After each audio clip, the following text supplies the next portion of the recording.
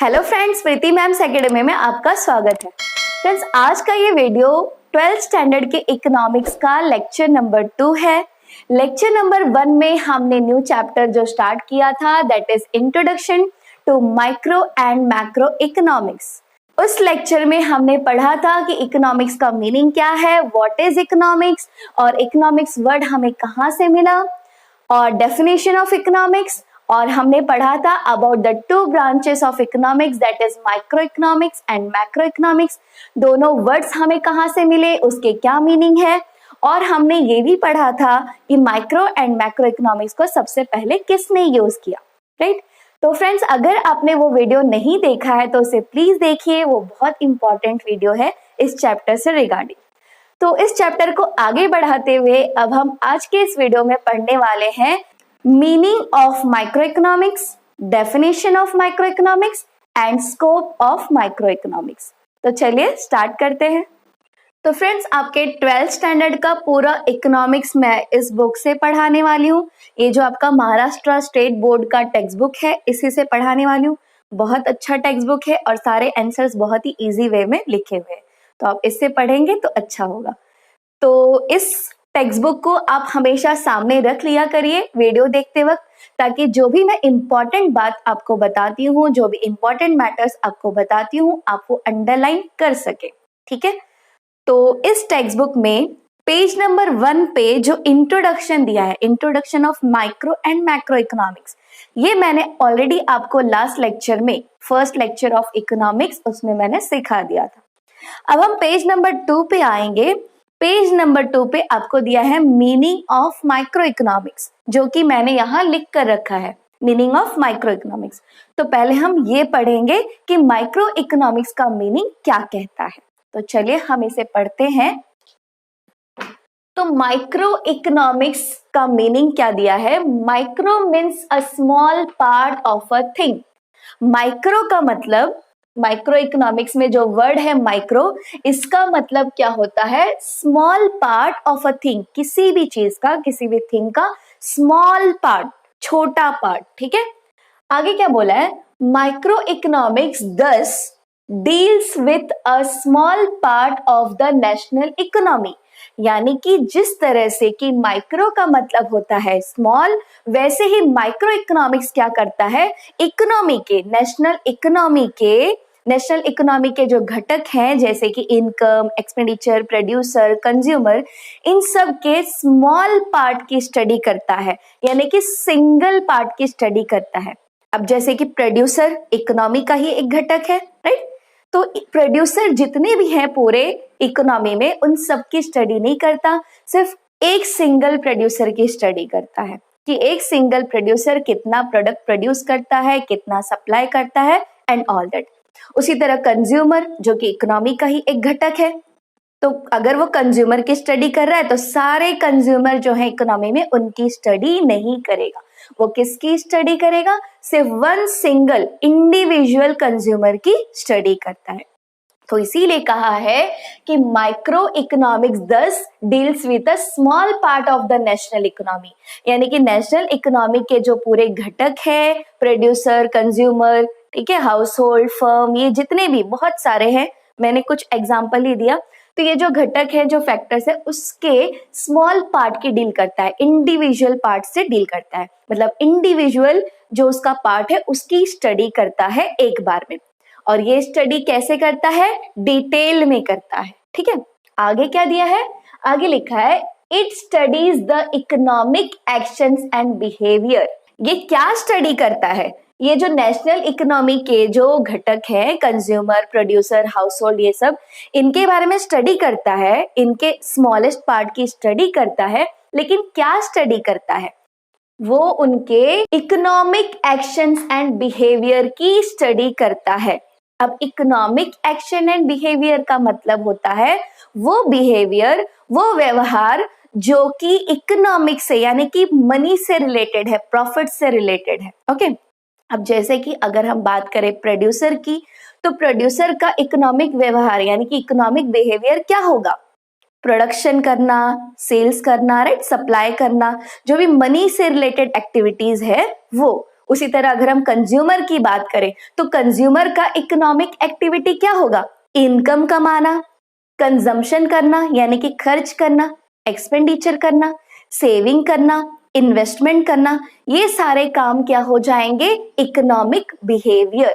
तो ये micro economics कौन से बिहेवियर की स्टडी करता है? Economic behaviour, economic actions and behaviour. आगे क्या दिया है? ये इकोनॉमिक बिहेवियर एंड एक्शंस की स्टडी करता है किसकी? Of individual units, small units, individual units. ये जो नेशनल इकोनॉमी है, नेशनल इकोनॉमी के जितने भी घटक है उनके स्मॉल यूनिट की स्टडी करता है।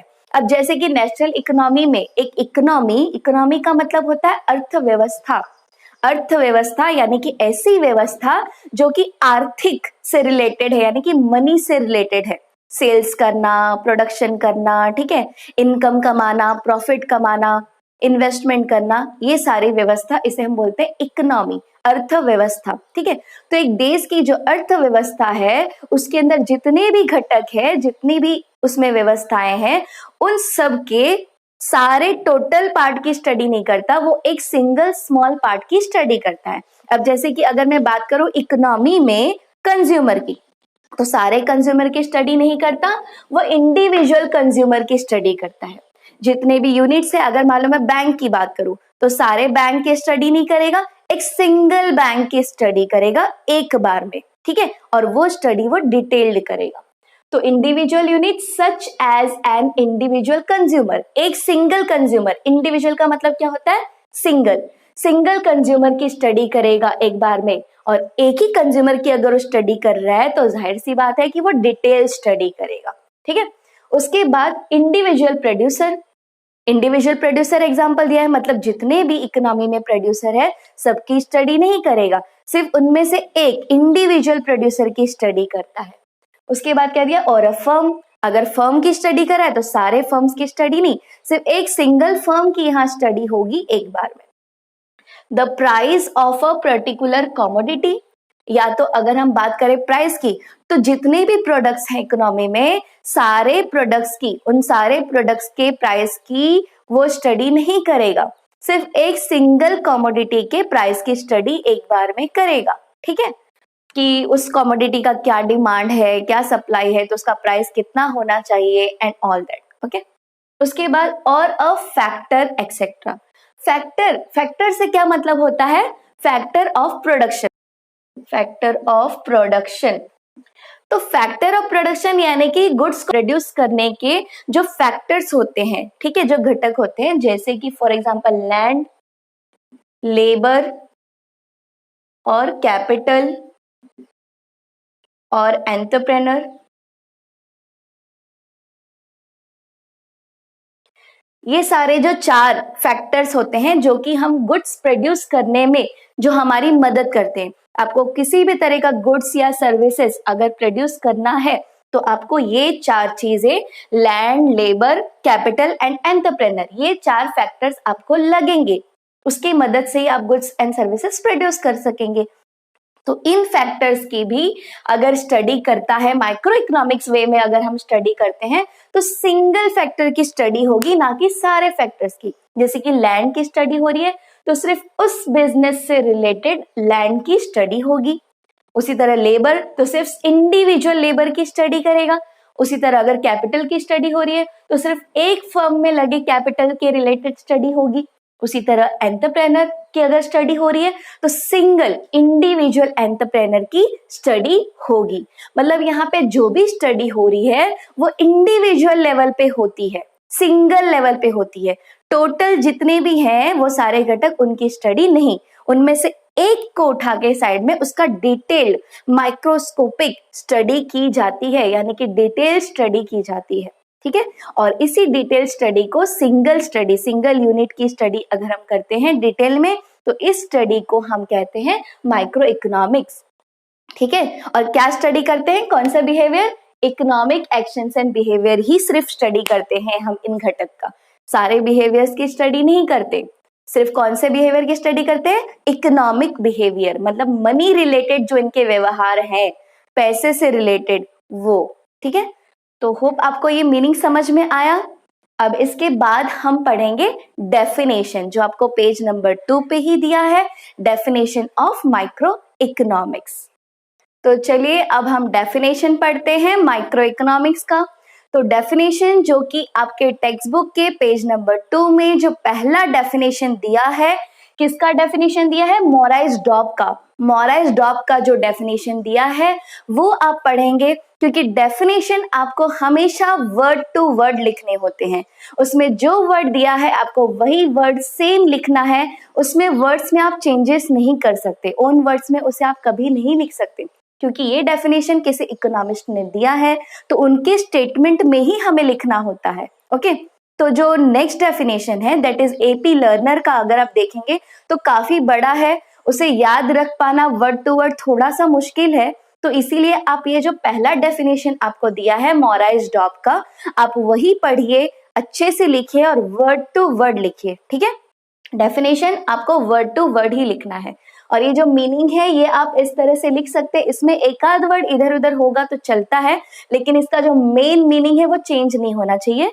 और मीनिंग जो है वो 2 मार्क्स के लिए आता है। एक्सप्लेन द कॉन्सेप्ट में आपको 2 मार्क्स के लिए पूछे जाते हैं, और माइक्रो इकोनॉमिक्स का मीनिंग तो बहुत ही इंपॉर्टेंट है, मोस्टली आता है एग्जाम में। ठीक है, तो आप मीनिंग हमने पढ़ लिया है, अब डेफिनेशन देखते हैं।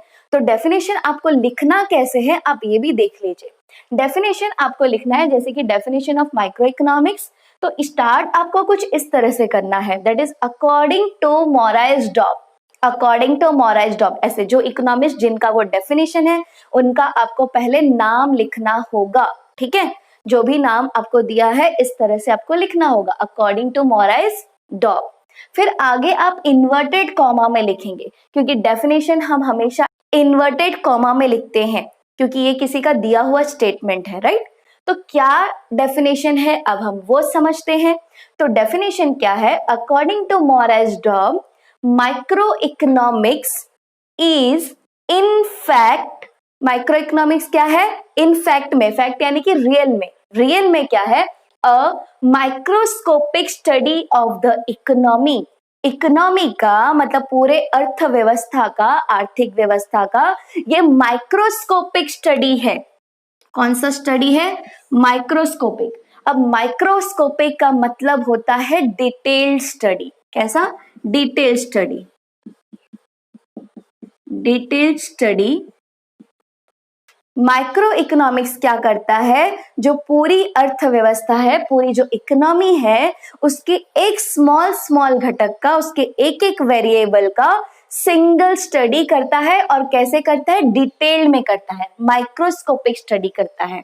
अब मान लीजिए कि आपके सामने कोई एक छोटा सा कोई भी एक काम का स्टडी करना है, जैसे कि मान लीजिए अगर आपको एक बच्चे का स्टडी करना है कि ये बच्चा, पूरा क्लास है, पूरे क्लास में से एक बच्चे का अगर स्टडी करने के लिए कहा गया कि ये बच्चा क्यों कमजोर है, इसकी स्टडी करो, तो हम क्या करेंगे? उस बच्चे का डिटेल स्टडी करेंगे कि वो बच्चा कितने देर पढ़ाई करता है, किस सब्जेक्ट में ज्यादा अच्छा है, किस सब्जेक्ट में कमजोर है, क्यों कमजोर है, उसको समझ में आता है कि नहीं, उसका जो बेसिक नॉलेज है, जो बेस है वो क्लियर है या नहीं, पूरा डिटेल स्टडी करेंगे।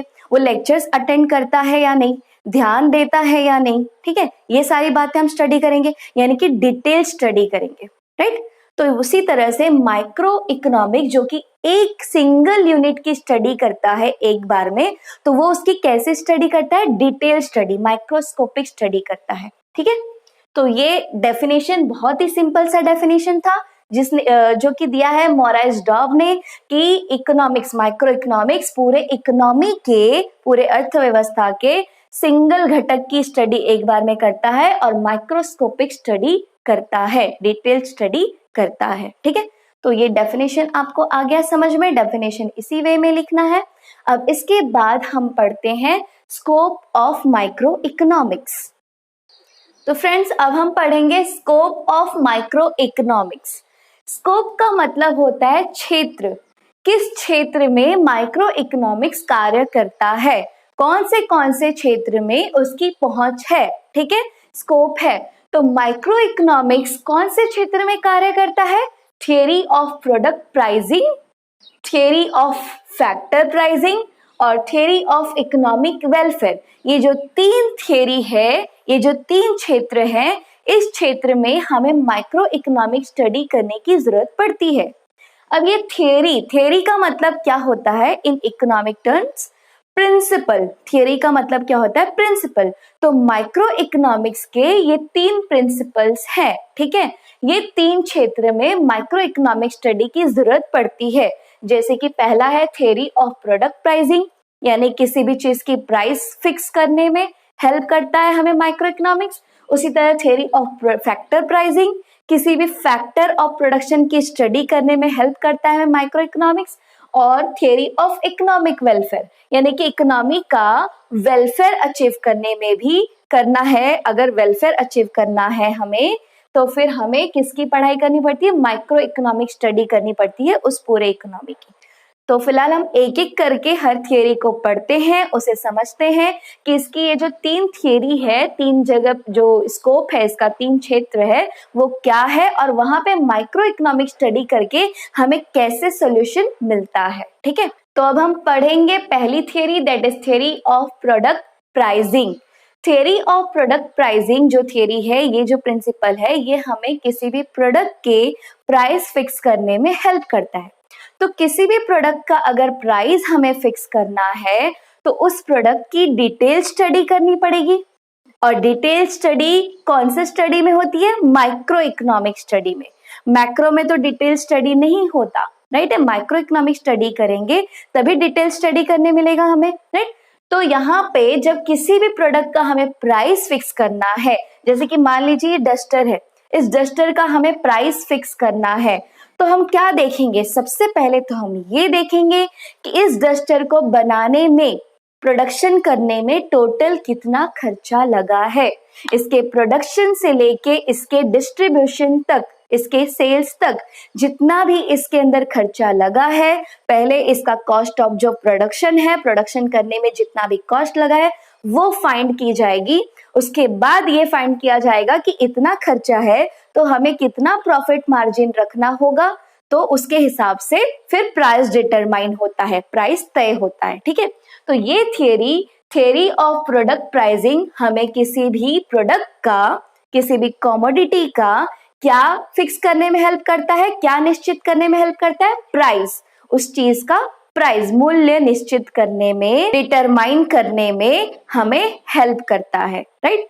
तो ये जब हमें इस प्रोडक्ट का प्राइस डिटरमाइन करना होगा, तो पहले तो हम इसका प्रोडक्शन कॉस्ट देखेंगे कि कितना कॉस्ट होता है। उसके अलावा 2 चीजें बहुत इंपॉर्टेंट है किसी भी प्रोडक्ट का प्राइस डिटरमाइन करने के लिए, निश्चित करने के लिए, वो है demand analysis and supply analysis. Demand analysis, analysis का मतलब होता है स्टडी। तो पहले हम इस प्रोडक्ट के डिमांड को स्टडी करेंगे। डिमांड यानी कि मांग, यानी कि इस इकोनॉमी में, हमारे कंट्री में इस प्रोडक्ट का कितना मांग है, ठीक है, या फिर जहां वो सेल होने वाला है प्रोडक्ट, वहां उसका मांग कितना है। और दूसरी चीज जो इम्पोर्टेंट हमें देखनी होती है, चेक करनी होती है, उस प्रोडक्ट का सप्लाई, इसकी सप्लाई कितनी है। अगर मार्केट में इस प्रोडक्ट की सप्लाई ज्यादा होगी और डिमांड कम होगा, तो ये चीज की प्राइस सस्ती रखनी पड़ेगी, कम रखनी पड़ेगी। क्योंकि जब किसी भी चीज की सप्लाई ज्यादा है और डिमांड कम है, मांग कम है, तो उस चीज की प्राइस कम होनी चाहिए, ठीक है, क्योंकि लोगों के पास ऑप्शन होता है खरीदने के लिए। उसी तरह से अगर मान लो किसी प्रोडक्ट का डिमांड ज्यादा है लेकिन सप्लाई कम है, जैसे कि डायमंड, गोल्ड, ठीक है, डिमांड ज्यादा है बट उसका सप्लाई कम है, तो ऐसे चीजों के प्राइस हमेशा हाई रखनी होती है। हाई रखेंगे तो भी वो बिकता है, क्योंकि उसका सप्लाई कम है, डिमांड ज्यादा है तो बिकेगा ही, ठीक है। तो जब भी कोई प्रोडक्ट का प्राइस डिटरमाइन करना होता है, तो हम कौन सी स्टडी करते हैं? माइक्रो इकोनॉमिक स्टडी करते हैं किसी भी प्रोडक्ट के प्राइस को निश्चित करने के लिए। इसलिए माइक्रो इकोनॉमिक्स का क्षेत्र क्या है? किसी भी प्रोडक्ट के प्राइस को डिटरमाइन करने का जो प्रिंसिपल है वो, ठीक है। किसी भी प्रोडक्ट के प्राइस को डिटरमाइन करने के लिए, फिक्स करने के लिए उसकी डिटेल स्टडी होती है, उसके demand regarding, supply regarding. Demand जो कि किसका बिहेवियर है? डिमांड कौन करते हैं? कंज्यूमर्स डिमांड करते हैं। तो कंज्यूमर बिहेवियर जो है उस प्रोडक्ट रिलेटेड, वो स्टडी करता है माइक्रो इकोनॉमिक्स। फिर उसका सप्लाई, सप्लाई किसका बिहेवियर है? प्रोड्यूसर का। प्रोड्यूसर करते हैं सप्लाई, तो प्रोड्यूसर बिहेवियर कैसा है उस प्रोडक्ट से रिगार्डिंग वो स्टडी करता है। माइक्रो इकोनॉमिक्स में वो स्टडी होती है और इस स्टडी को डिटेल में स्टडी करके हम उस प्रोडक्ट की प्राइस फिक्स कर सकते हैं। ठीक है, तो माइक्रो इकोनॉमिक्स का फर्स्ट स्कोप जो है वो क्या है? Theory of product pricing. तो ये समझ में आ गया। अब इसको हम एक बार रीड करके देखते हैं कि टेक्स्ट बुक में क्या दिया है। तो देखते हैं टेक्स्ट बुक में क्या दिया है। The price of an individual commodity is determined by the market forces of demand and supply। यानी कि किसी भी प्रोडक्ट का प्राइस उसके मार्केट, दो मार्केट फोर्सेस से डिटरमाइन किया जाता है, उस प्रोडक्ट का डिमांड एंड सप्लाई से। डिमांड सप्लाई कैसा है उसके हिसाब से ही प्रोडक्ट की प्राइस तय होती है। डिमांड कम है, सप्लाई ज्यादा है, तो प्राइस कम रखना पड़ेगा।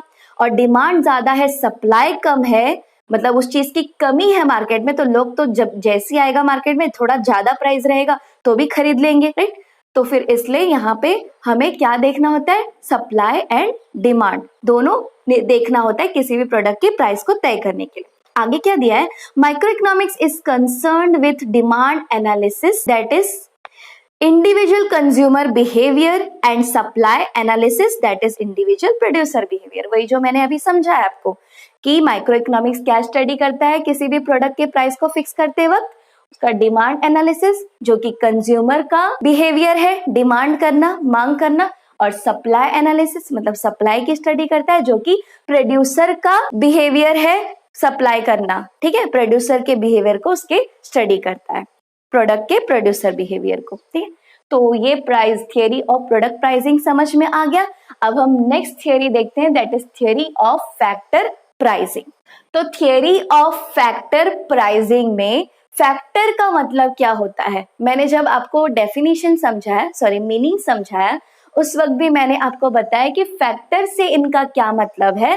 फैक्टर से इनका मतलब है फैक्टर ऑफ प्रोडक्शन। कोई भी गुड्स को प्रोड्यूस करना है अगर, तो हमें 4 फैक्टर ऑफ प्रोडक्शन की जरूरत पड़ती है, that is land, labour, capital और एंटरप्रेन्योर। ये 4 फैक्टर ऑफ प्रोडक्शन बहुत इंपॉर्टेंट है। इनके बिना हम गुड्स या सर्विसेज प्रोड्यूस नहीं कर सकते, क्योंकि अगर आपको गुड्स प्रोड्यूस करना है तो पहले तो आपको लैंड लगेगा, जमीन लगेगी। दूसरा क्या? लेबर, उस गुड्स को प्रोड्यूस करने के लिए लेबर भी लगेंगे, ठीक है, वर्कर्स लगेंगे। तीसरा क्या? कैपिटल, पैसे लगेंगे। गुड्स को प्रोडक्शन करना है तो उसमें पैसे तो इन्वेस्ट करने पड़ेंगे ही, बिना पैसे के प्रोडक्शन थोड़ी होगा, तो कैपिटल लगेगा, राइट। और एंटरप्रेन्योर यानी कि जिसका मास्टर ब्रेन होगा, ठीक है, मास्टर माइंड होगा, पूरा प्रोडक्शन कैसे करना है, क्या करना है, और इन सारी चीजों को जो ऑर्गेनाइज करेगा, ठीक है। एंटरप्रेन्योर का पूरा डिटेल जो है आपने उसी में पढ़ा था, राइट। तो एंटरप्रेन्योर कौन होता है? जो ये सबको ऑर्गेनाइज करता है और किसी भी गुड्स को प्रोड्यूस करने में पूरा मास्टर जो माइंड रहता है, ब्रेन रहता है, वो उसका रहता है, दिमाग उसका रहता है, ठीक है। तो ये 4 फैक्टर ऑफ प्रोडक्शन है। इन फैक्टर ऑफ प्रोडक्शन की भी प्राइस तय करने में माइक्रो इकोनॉमिक्स हेल्प करता है। सिर्फ प्रोडक्ट की प्राइस तय करने में, डिटरमाइन करने में ही माइक्रो इकोनॉमिक्स हेल्प नहीं करता, वो इन फैक्टर्स की भी प्राइस तय करने में माइक्रो इकोनॉमिक्स हेल्प करता है। क्योंकि अगर मान लो कि आपको कुछ गुड्स या सर्विसेज प्रोड्यूस करना है, आप एक प्रोड्यूसर हो, तो आपको ये 4 फैक्टर लगेंगे। तो ये 4 फैक्टर फ्री में तो काम नहीं करेंगे, पैसे लेंगे, राइट। अब जैसे कि लैंड है, तो लैंड को क्या चाहिए? रेंट चाहिए। रेंट किसको चाहिए? लैंड को चाहिए। वेजेस, वेजेस कौन लेगा? लेबर लेंगे, लेबर को वेजेस लगेंगे। इंटरेस्ट, इंटरेस्ट किसको चाहिए? कैपिटल को चाहिए। कोई कैपिटल देगा तो फ्री में नहीं देगा, उसके बदले में इंटरेस्ट लेगा। उसी तरह प्रॉफिट, अगर एंटरप्रेन्योर है तो एंटरप्रेन्योर को क्या लगेगा? प्रॉफिट। वो प्रॉफिट कमाएगा तो ही कुछ प्रोडक्शन करेगा, अगर उसको प्रॉफिट नहीं होगा तो वो प्रोडक्शन नहीं करेगा, ठीक है। तो यहाँ पे इन फैक्टर ऑफ प्रोडक्शन जो है land, labour, capital and entrepreneur, इनके प्राइस को तय करने में माइक्रो इकोनॉमिक्स कैसे हेल्प करता है? इनकी डिटेल स्टडी करके, इनकी डिटेल स्टडी करके। और जैसे कि किसी भी चीज की प्राइस को अगर तय करना है तो उसका डिमांड एंड सप्लाई देखा जाता है, ये हमने यहाँ पढ़ा। तो उसी तरह माइक्रो इकोनॉमिक स्टडी में हम डिटेल स्टडी करेंगे। जैसे कि अगर लैंड की बात हो रही है तो लैंड, जिस प्रोडक्शन रिगार्डिंग हमें लैंड चाहिए, जहां पे हमें प्रोडक्शन करना है वहां पे लैंड की कीमत क्या है, उसका क्या रेंट है, वो देखना है। अगर मान लो मेट्रोपॉलिटन सिटी में है तो वहां पे रेंट ज्यादा होगा, रिमोट एरियाज में है तो वहां रेंट कम होगा, तो उसके हिसाब से प्राइस तय होती है, राइट। फिर वेजेस की अगर हम बात करें, लेबर है तो लेबर का भी सप्लाई देखा जाता है। जैसे कि इंडिया में लेबर ज्यादा है क्योंकि यहाँ पॉपुलेशन ज्यादा है, आबादी ज्यादा है, तो यहाँ पे लेबर थोड़ा सस्ते में मिल जाते हैं। यहाँ पे जो वेजेस होते हैं, जो लेबर की प्राइस होती है वो कम होती है as compare to other countries, ठीक है। वहीं हम दूसरे कंट्री में बात करें तो वहां पे लेबर की सप्लाई कम होती है, वहां का पॉपुलेशन कम है लेबर का, राइट। तो वहां पे वेजेस ज्यादा देने पड़ते हैं, तो सप्लाई ज्यादा होगा तो प्राइस कम होगा, सप्लाई कम होगा तो प्राइस ज्यादा मिलेगा, राइट। तो यहाँ पे डिटेल स्टडी होता है लेबर का कि उस जगह पे लेबर का सप्लाई कितना है, डिमांड कितना है, और उसके हिसाब से फिर उसका वेजेस तय होता है। उसी तरह अगर हम बात करें कैपिटल की, तो कैपिटल अगर कोई प्रोवाइड करेगा तो बदले में इंटरेस्ट भी लेगा, राइट। तो ये इंटरेस्ट कितना तय करना है या फिर कितने इंटरेस्ट ऑफ रेट पे हम लेंगे कैपिटल तो हमें अच्छा रहेगा, प्रॉफिट मिलेगा, ये तय करने के लिए कौन मदद करता है, माइक्रो इकोनॉमिक स्टडी, ठीक है। इंटरेस्ट, अब जैसे हम मान लो बैंक से अगर कैपिटल लेते हैं, लोन लेते हैं, तो उसके ऊपर इंटरेस्ट रेट अगर मान लो हाई है तो फिर दूसरा जो ऑप्शन है वो एनालाइज किया जाएगा, जैसे कि issue of equity shares. Equity shares issue करके अगर हम कैपिटल लेते हैं तो वहां पे इंटरेस्ट रेट हमें फिक्स नहीं देने होते। तो इस तरह के ऑप्शन को एनालाइज करेंगे, और एनालाइज करने के लिए, स्टडी करने के लिए डिटेल स्टडी करना पड़ेगा। और डिटेल स्टडी कौन करता है, माइक्रो इकोनॉमिक्स। इसलिए माइक्रो इकोनॉमिक्स के क्षेत्र में यह आ जाता है theory of factor pricing, okay. तो डिटेल स्टडी करके हम ये देखेंगे कि उस कैपिटल का इंटरेस्ट रेट हमें कितना रखना चाहिए, प्राइस कितना होना चाहिए, और हमें वो परवड़ रहा है कि नहीं परवड़ रहा है, राइट, इस तरह से। फिर आगे क्या है, प्रॉफिट। तो प्रॉफिट ये भी एक फैक्टर ऑफ प्रोडक्शन है, और प्रॉफिट किसको चाहिए, एंटरप्रेनर को। तो जो एंटरप्रेनर है वो ये स्टडी करता है कि मुझे कितना प्रॉफिट होगा, और कहाँ बिजनेस करूंगा तो ज्यादा प्रॉफिट होगा, कहाँ बिजनेस करूंगा तो कम प्रॉफिट होगा। जैसे कि मान लो अगर इंडिया में वो बिजनेस कर रहा है तो उसको लेबर सस्ता मिल जाएगा एंड ऑल दैट, ये सारी चीजों को एनालाइज करेगा। कहाँ पे उसको रॉ मटेरियल्स अच्छे से मिल जाएंगे, कम दाम पे मिल जाएंगे, ये सारी चीजों को एनालाइज करेगा कि वो ज्यादा से ज्यादा प्रॉफिट कैसे कमा सके। तो ये एनालाइज करने के लिए उसको क्या करना पड़ेगा, डिटेल स्टडी करना पड़ेगा। और डिटेल स्टडी करने के लिए हमें क्या यूज करना पड़ेगा, कौन सा method of study, micro economic study, okay. तो इसीलिए माइक्रो इकोनॉमिक स्टडी के क्षेत्र में थियरी ऑफ फैक्टर प्राइसिंग भी आता है, क्योंकि किसी भी फैक्टर ऑफ प्रोडक्शन की अगर हमें प्राइस तय करनी है तो उसकी हमें डिटेल स्टडी करनी होती है, माइक्रोस्कोपिक स्टडी करनी होती है। तो माइक्रोस्कोपिक स्टडी करनी है तो कौन सा मेथड ऑफ स्टडी करना पड़ेगा, micro economics method of study करना पड़ेगा। इसलिए ये भी इसी क्षेत्र में आता है, इसका स्कोप है थियरी ऑफ फैक्टर प्राइसिंग। तो इसको हम एक बार पढ़ के देख लेते हैं। तो क्या दिया है यहाँ पे, थियरी ऑफ फैक्टर प्राइसिंग में, in micro economics land, labour, capital and entrepreneur are the factors that contribute to the production process. ये जो चार फैक्टर है, ये चारों फैक्टर किसी भी प्रोडक्ट के प्रोडक्शन में कंट्रीब्यूट करते हैं, योगदान देते हैं। इनमें से किसी भी एक के बिना प्रोडक्शन होना पॉसिबल नहीं है। आगे क्या लिखा है, Microeconomics helps in determining the factor rewards for land, labor, capital and entrepreneur in the form of rent, wages, interest and profit respectively। मतलब माइक्रो इकोनॉमिक्स हमें हेल्प करता है in factor of production, land, labour, capital and entrepreneur को rewards देने में। Reward का मतलब क्या होता है, जो उनको प्राइज मिलेगा। लैंड को क्या मिलेगा, रेंट, लेबर को क्या मिलेगा, वेजेस, कैपिटल को क्या मिलेगा, इंटरेस्ट, और एंटरप्रेनर को क्या मिलेगा, प्रॉफिट। तो उनके ये कितने रिवॉर्ड्स देने हैं, कितने कम देने हैं, ज्यादा देने हैं, ये सब डिसाइड करने में हमें हेल्प करता है माइक्रो इकोनॉमिक स्टडी। यही चीज हमें यहाँ दिया है। तो ये क्लियर हो गया आपको थियरी ऑफ फैक्टर प्राइसिंग। अब हम नेक्स्ट थियरी पढ़ेंगे, that is theory of economic welfare. Economic welfare की theory, principles of economic welfare. अब ये जो इकोनॉमिक है, इकोनॉमिक से क्या मतलब होता है? इकोनॉमिक का मतलब होता है एक इकोनॉमी रिलेटेड।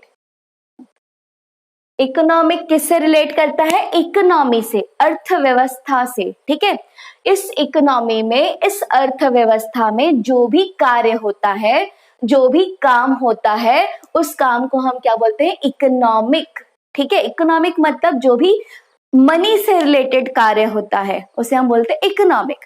तो यहाँ पे मनी रिलेटेड जो काम होता है उसका वेलफेयर कैसे होगा? वेलफेयर का मतलब क्या होता है? अच्छा, कल्याण। ठीक है, उसका अच्छा होना। ठीक है, उसकी एफिशिएंसी होना। तो ये जो वेलफेयर है, वेलफेयर से क्या मतलब होता है? खुशहाली या कल्याण। ठीक है, कल्याण बोले या खुशहाली बोले। तो एक इकोनॉमी, ठीक है, इकोनॉमी और उसमें जो भी इकोनॉमी में जो भी रहते हैं, जो भी चीजें वेरिएबल्स आ जाती है, कंज्यूमर, प्रोड्यूसर, इन्वेस्टर, ये सारे लोगों का उद्धार, इनका कल्याण कैसे होगा? वो लोग खुश कैसे रहेंगे? ठीक है, और इकोनॉमिक में जो भी वर्क हो रहा है वो सब वेलफेयर मतलब अच्छे से कैसे होगा? तो ये तीन चीजें इसमें हमें दी गई है। ये तीनों चीजें अगर एफिशिएंट हो, ठीक है, कैसी हो? एफिशिएंट हो। एफिशिएंट का मतलब क्या होता है? सक्षम हो, मतलब अच्छे से हो, एफिशिएंट हो। तो ये सारे जो consumption, production, consumption and overall economy अगर सक्षम हो, मतलब वो जो भी कार्य कर रहे हैं पूरा गुणकारी हो, योग्य हो, तो फिर इकोनॉमिक वेलफेयर तो अचीव हो जाएगा। ठीक है, तो इकोनॉमिक वेलफेयर अचीव करने में भी हमें माइक्रो इकोनॉमिक्स की स्टडी की मदद लगती है। माइक्रो इकोनॉमिक स्टडी करके हम इकोनॉमिक वेलफेयर को अचीव कर सकते हैं। कैसे कर सकते हैं? उस चीज के लिए हमें सबसे पहले तो इकोनॉमी में जितने भी रिसोर्सेस हैं, संसाधने हैं, उन्हें सही तरह से उसका अलोकेशन होना चाहिए, उसका सही तरह से यूटिलाइजेशन होना चाहिए। अलोकेशन का मतलब होता है बंटवारा।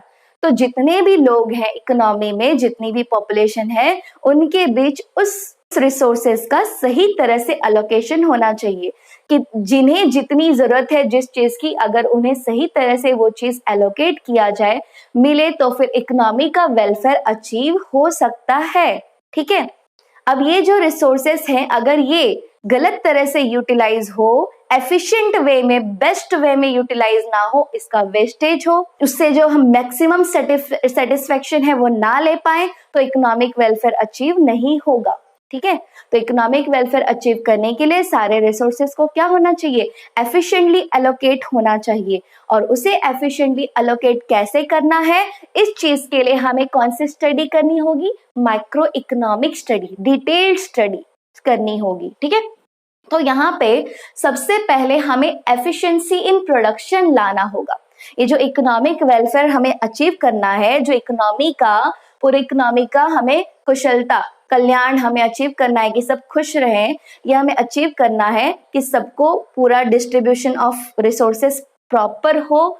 तो इसके लिए हमें सबसे पहले ये देखना होगा कि इकोनॉमी में प्रोडक्शन जो हो रहा है वो एफिशिएंट मैनर से हो रहा है, सक्षम रूप से हो रहा है। ठीक है, उसमें बर्बादी नहीं हो रही है, एक्स्ट्रा पैसा लगा के कम प्रोडक्शन नहीं हो रहा है, जितना उसमें इन्वेस्टमेंट हो रहा है उसके हिसाब से मैक्सिमम प्रोडक्शन हो रहा है, वेस्टेज कम हो रहा है।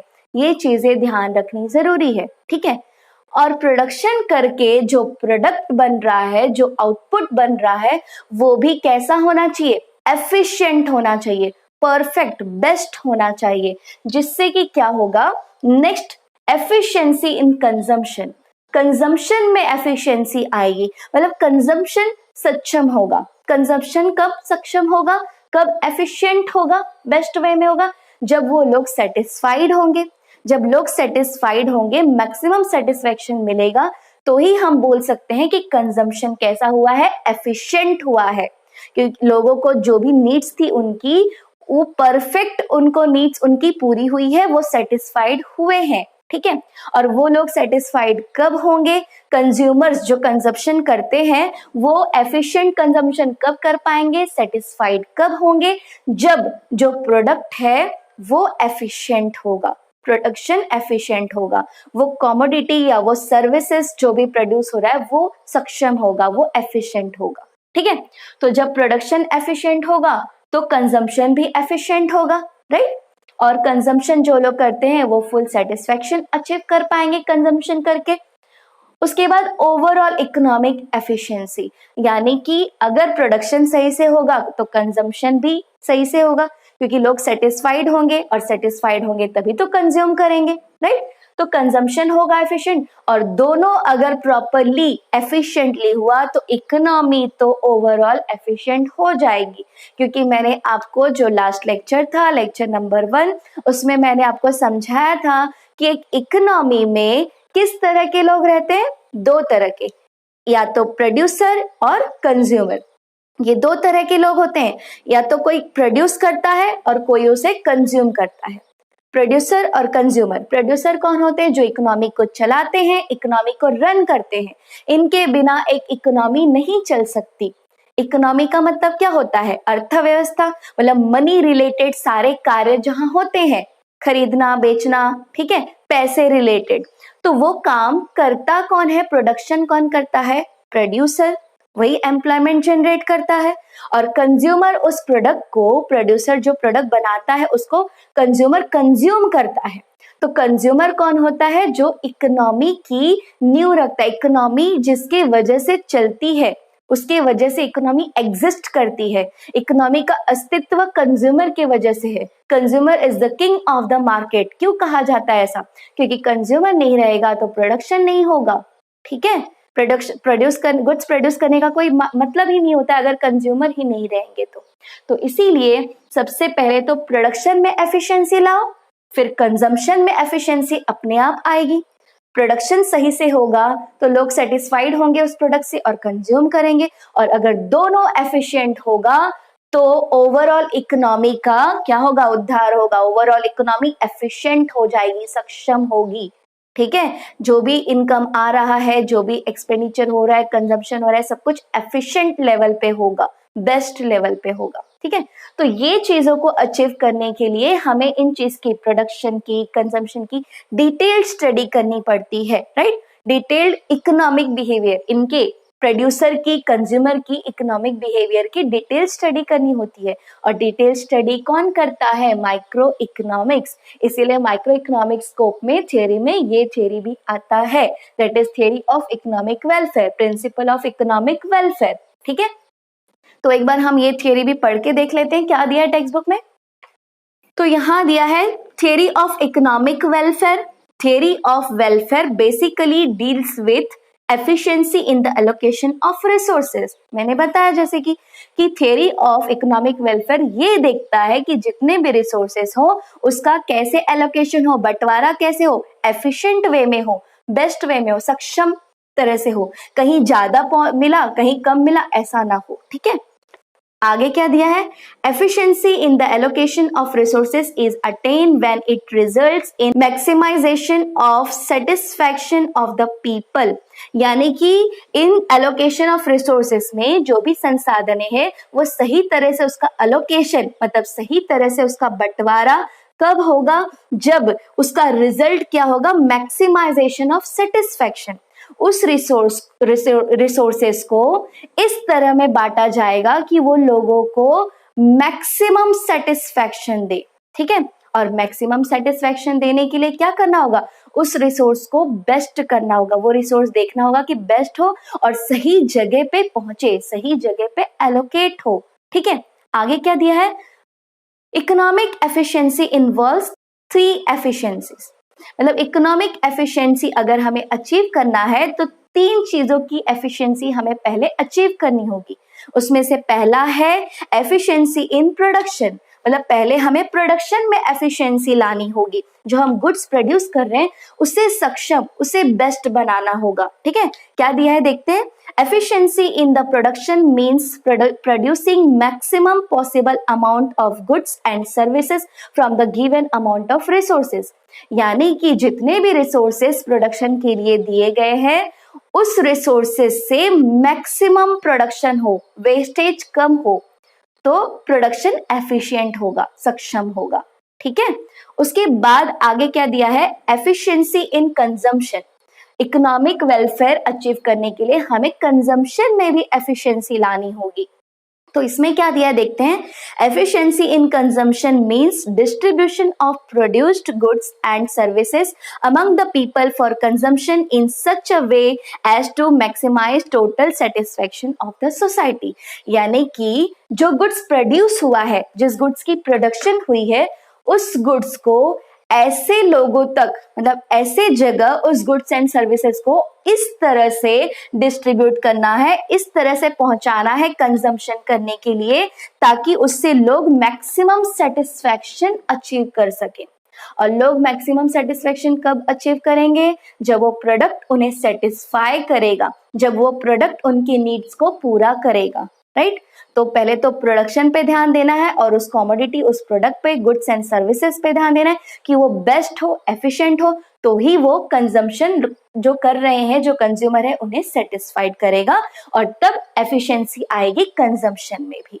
और वो सही जगह, जो गुड्स एंड सर्विसेज प्रोड्यूस हुआ है, वो सही जगह जब एलोकेट होगा। अब जैसे कि हम बात करते हैं स्वेटर्स, मान लो स्वेटर्स है, अगर स्वेटर्स पहुंचा दिया गया मुंबई में, महाराष्ट्र में, तो वहां ज्यादा ठंडी नहीं हो रही है, तो वहां स्वेटर का ज्यादा यूज नहीं है, तो क्या हो जाएगा, वेस्टेज हो जाएगा, सही जगह एलोकेशन नहीं हुआ। लेकिन वही स्वेटर्स अगर कश्मीर में या नॉर्थ साइड में पहुंचा दिया जाए तो वहां पे उसका बेस्ट यूज होगा, लोगों को सेटिस्फाइड करेगा, उनके नीड्स को सेटिस्फाइड करेगा। तो मतलब जो भी गुड्स एंड सर्विसेज है जो प्रोड्यूस हुआ है, उसको बेस्ट वे में एलोकेशन करना भी जरूरी है, तो एफिशिएंसी आएगी कंजम्पशन में। ठीक है, आगे क्या दिया है, एफिशिएंसी, ओवरऑल इकोनॉमिक एफिशिएंसी। जब ये दो चीजें जो इकोनॉमी की ये दो, प्रोडक्शन और कंजम्पशन एफिशिएंट होंगे, तो इकोनॉमी तो ओवरऑल एफिशिएंट हो ही जाएगी। तो इसमें देखते हैं क्या दिया है, it means the production of those goods which are most desirable by the people. मतलब ऐसे गुड्स प्रोड्यूस करना है जो कि पीपल को ज्यादा डिजायरेबल है, डिजायरेबल मतलब इच्छा, उनकी इच्छा को जो पूरा करे, उनके नीड्स को, उनके वांट्स को जो पूरा करे, ऐसा गुड्स हमें प्रोड्यूस करना है। गुड्स या सर्विसेज ऐसी होनी चाहिए जो पीपल के डिजायर को, उनकी इच्छा को पूरी कर सके, उन्हें सेटिस्फाइड कर सके, तो ही वो लोग कंजम्पशन करेंगे, और वो कंजम्पशन करेंगे तो ही आगे प्रोडक्शन होगा, और तो ही इकोनॉमी चलेगी। क्योंकि इकोनॉमी चलती कैसे है, प्रोडक्शन होता है, इन्वेस्टमेंट करते हैं, राइट, इन्वेस्टमेंट करते हैं, प्रोडक्शन होता है, वहां पे लोग एम्प्लॉयड होते हैं, वो एम्प्लॉयड जो करते होते हैं लोग, वो इनकम कमाते हैं वहां से प्रोडक्शन करके, तो उनकी जो इनकम होती है फिर वो कहीं ना कहीं खर्च करते हैं गुड्स एंड सर्विसेज परचेस होने के लिए, करने के लिए।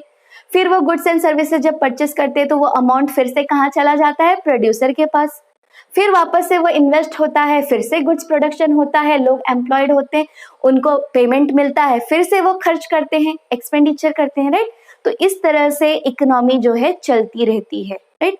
तो लोग कंजम्पशन करेंगे तभी तो आगे फिर से प्रोडक्शन होगा, और प्रोडक्शन होगा, कंजम्पशन अच्छे से होगा, प्रोडक्शन अच्छे से होगा, तो इकोनॉमी ओवरऑल एफिशिएंट होगी, उसका वेलफेयर अचीव हो जाएगा। ठीक है, तो हमने ये स्कोप पढ़ लिया। होप आपको पूरा ये जो स्कोप ऑफ माइक्रो इकोनॉमिक्स हमने पढ़ा है, और क्या क्या पढ़ा हमने, मीनिंग ऑफ माइक्रो इकोनॉमिक्स पढ़ा, डेफिनेशन ऑफ माइक्रो इकोनॉमिक्स पढ़ा, और स्कोप ऑफ माइक्रो इकोनॉमिक्स पढ़ा। स्कोप में क्या पढ़ा हमने, ये three theories of micro economics. उसके स्कोप कौन से, उसके क्षेत्र कौन से क्षेत्र में वो कार्य करता है।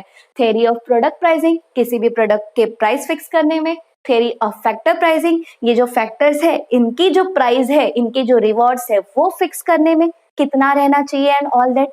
और पूरे इकोनॉमी का इकोनॉमिक वेलफेयर अचीव करने में हमें माइक्रो इकोनॉमिक स्टडी हेल्प करता है, क्योंकि इन सब चीजों के लिए हमें डिटेल स्टडी करनी पड़ती है, और डिटेल स्टडी किया यानी कि हमने कौन सी स्टडी की, माइक्रो इकोनॉमिक स्टडी की। ठीक है। तो फ्रेंड्स, होप आपको ये पूरा आज का वीडियो समझ में आया होगा। अब नेक्स्ट वीडियो में हम पढ़ेंगे features and importance of micro economics. तो फ्रेंड्स, अगर आज का ये वीडियो आपको पसंद आया है तो इसे प्लीज लाइक कीजिएगा, शेयर कीजिए, और अगर आपने हमारे चैनल को सब्सक्राइब नहीं किया है तो प्लीज इसे सब्सक्राइब कीजिए, और जिन्होंने सब्सक्राइब कर लिया है उनको थैंक यू।